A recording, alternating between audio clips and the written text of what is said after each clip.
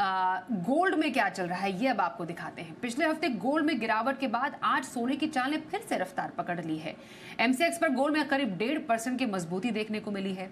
अब गोल्ड में तेजी की वजह भी जरा समझ लेते हैं। जी बिजनेस के कमोडिटी एडिटर मृत्युंजय कुमार झा हमारे साथ है। मृत्युंजय, जरा बताइए, गोल्ड कभी नरम कभी गर्म, आज फिर से तेज, क्या है बड़ी वजह? बिल्कुल, देखिए पिछला हफ्ता गोल्ड के लिए बहुत खराब रहा था और पिछला हफ्ता गोल्ड नवंबर के बाद से सबसे ज़्यादा गिरावट हमने गोल्ड में पिछले हफ्ते देखी थी। लेकिन आज हफ्ते के पहले दिन गोल्ड में एक बार फिर से तेज़ी है और एमसीएक्स पर 10 ग्राम सोने का भाव 1100 रुपये से ज़्यादा बढ़ गया है। ये तेज़ी क्यों आई है, इसके पीछे 2-3 डेवलपमेंट वीकेंड पे हुए हैं, उसका इम्पैक्ट मार्केट के ऊपर आया है।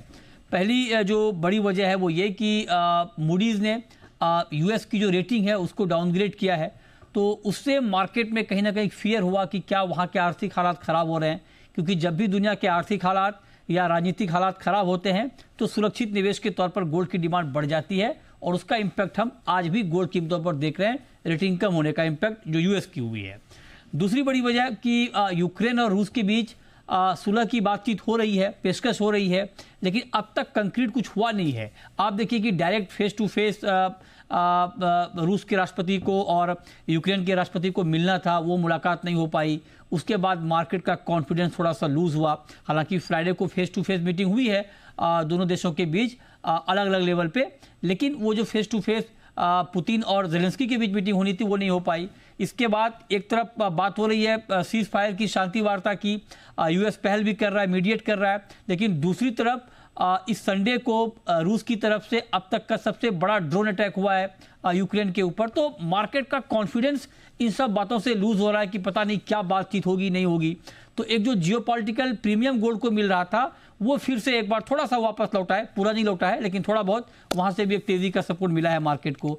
ये दो महत्वपूर्ण डेवलपमेंट हैं जिसने मार्केट के सेंटीमेंट को मजबूत किया है और उससे आज तेजी दिख रही है। लेकिन अभी भी मैं आपको ये कह रहा हूं, चूंकि मार्केट में जो ट्रेड डील वाली बात थी वो ज्यादा महत्वपूर्ण थी, तो उस लिहाज से अगर ये ट्रेड डील वाली बात पटरी पर रहती है, आगे और बढ़ जाती है, तो हो सकता है कि गोल्ड अभी आपको थोड़ा सा और करेक्शन दिखाए, क्योंकि ट्रेड डील वाली खबर की और सीज फायर वाली खबर की पूरा इंपैक्ट गोल्ड में करेक्शन के तौर पे नहीं आया है। तो एक करेक्शन अभी भी ड्यू है। आज की तेजी हो सकता है कि टेम्पररी हो, अगर कुछ और बयानबाजी ना हो जाए तो मार्केट आगे आपको एक बार फिर से करेक्शन दिखा सकता है।